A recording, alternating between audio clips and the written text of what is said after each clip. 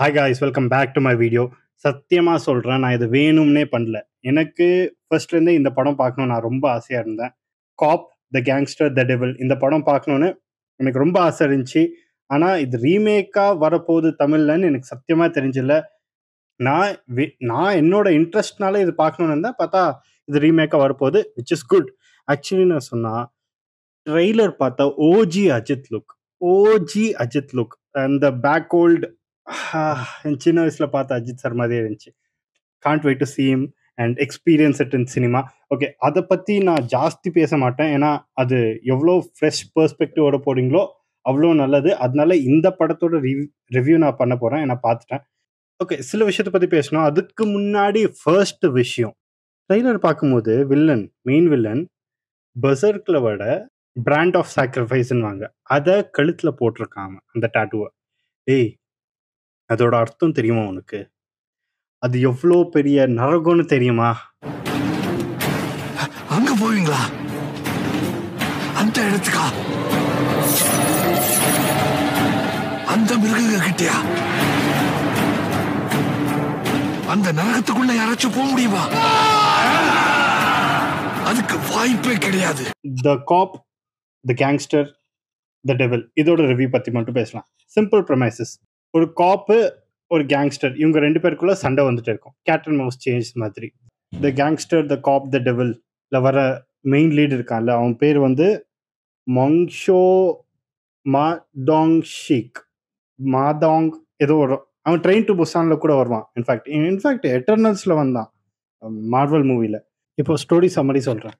த gangster, த காப், த devil இவங்க 3 characters தான் இந்த ஸ்டோரியோட மெயின் கீ பிளேயர்ஸ்.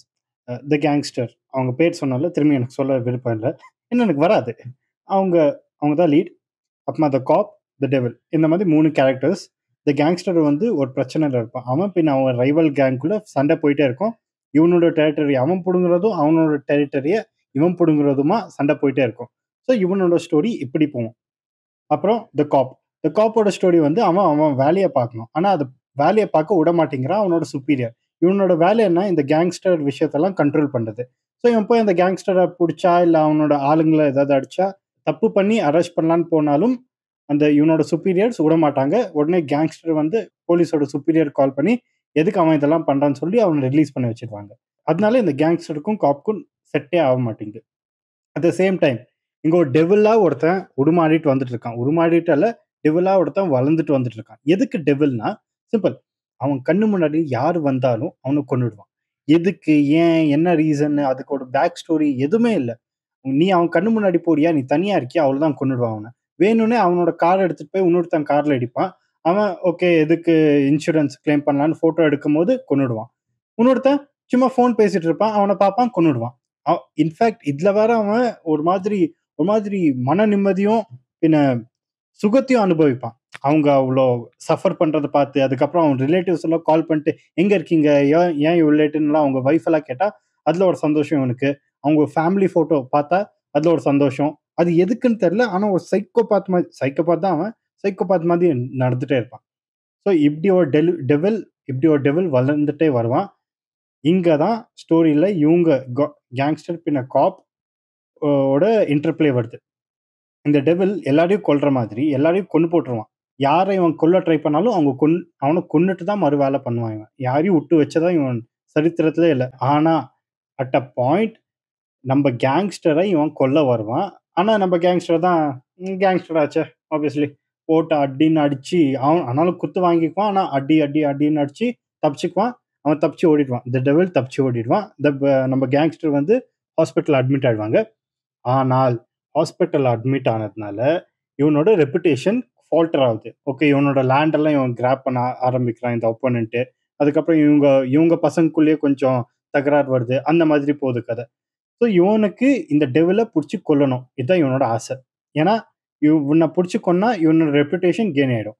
அதுக்கப்புறம் பப்ளிக் பர்செப்ஷன்ல காப்ஸ் எல்லாம் என்ன பண்ணிட்டு இருக்காங்க, இவ்வளோ பேர் கொண்டுட்டு இருக்கான் ஒருத்தன், யாருன்னே தெரியல, இவ்வளோ கொலைங்க நடந்துட்டு இருக்கு, காப்ஸ் எல்லாம் என்ன பண்ணிட்டு இருக்காங்கன்னு கேள்வி கேட்கறாங்க பப்ளிக். அப்புறமா எல்லாரும் கேட்கறாங்க. அதனால இந்த காப்ஸ் மேலேயும் ப்ரெஷர் இருக்கு. அவனை பிடிச்சி அவனை ஜஸ்டிஸ் சிஸ்டம்ல நிறுத்தி அவனுக்கு தூக்கு தண்டனையோ ஏதாவது தண்டனை வாங்கி கொடுத்தே ஆகணும், அவனை பிடிச்சே ஆகணும். இதுதான். ஸோ இங்கே தான் இந்த காப் வரான். லைக் ஓவராலா எல்லா கேஸையும் இன்வெஸ்டிகேட் பண்றான். அப்பதான் தெரியுது ஓகே கேங்ஸ்டரையும் இவன் அடிச்சிருக்கான்னு.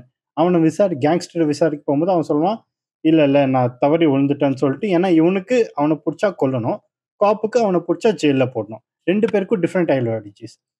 காப்புக்கு வந்து ஜஸ்டிஸ் மூலியமா ஜெயில போடணும், கேங்ஸ்டருக்கு வந்துட்டு அவனை கொல்லணும்.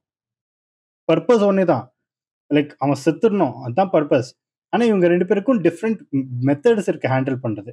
அட் அ பாயிண்ட் என்ன ஆகும்னா, கேங்ஸ்டர்ஸ்க்கு சில எவிடன்ஸ் கிடைக்கும், காப்ஸுக்கு சில எவிடன்ஸ் கிடைக்கும். இவங்க 2 பேரும் கலந்து ஒரு டீமா ஒர்க் பண்ணாதான் கேங்ஸ்டர்ஸோட மேன் பவரும் காப்போட அந்த ஃபோரன்சிக்ஸ் ரிப்போர்ட் அந்த மாதிரி அட்வான்ஸ் டெக்னாலஜி எல்லாம் யூஸ் பண்ணி அவனை சீக்கிரம் பிடிக்க முடியும்னு ஒரு அதனால இவங்க 2 பேரும் சேர்ந்து ஒர்க் பண்றாங்க இவனை பிடிக்க.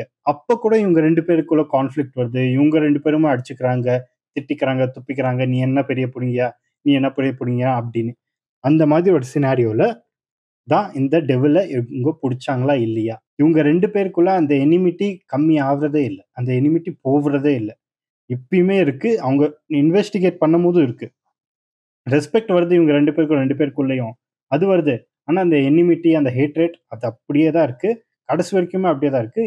கடைசியில இவங்க பிடிச்சாங்களா இல்லையா, எப்படி பிடிச்சா, யார் பிடிச்சா, இவனுக்கு ஜஸ்டிஸ் சிஸ்டம் மூலியமா இவனுக்கு இவனை பிடிச்சாங்களா, இல்ல கேங்ஸ்டர் வந்து இவனை பிடிச்சி அவன் இவனை கொன்னானா, இப்படிதான் இதுதான் கதை.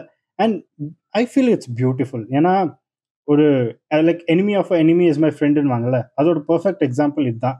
Like enemy of enemy is my friend, ஆனா அந்த எனிமியை அடிச்சிட்டு பிறகும் இந்த ஃப்ரெண்டுக்குள்ள திரும்பி எனிமிட்டி தான்.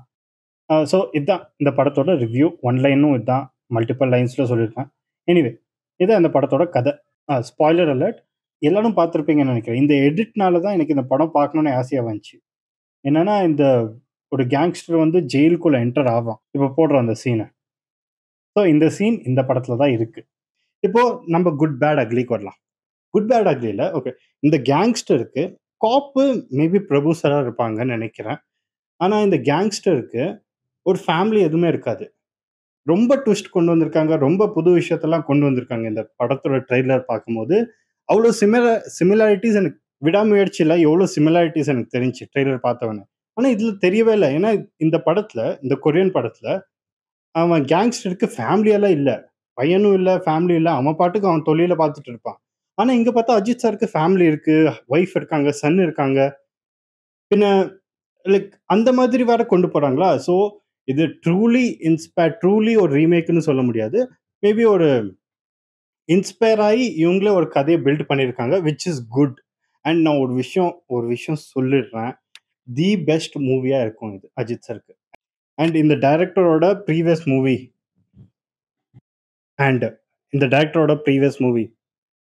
மார்க் ஆண்டனி எனக்கு ரொம்ப பிடிச்ச மூவி. ரொம்ப லைக் மாதிரி ஃபன்னா போவோம். இந்த மூவி ட்ரெய்லர் பார்த்தாலும் ஃபன்னா போகுது. அது மட்டும் இல்லாமல் இந்த மாதிரி ஒரு கதை வேற.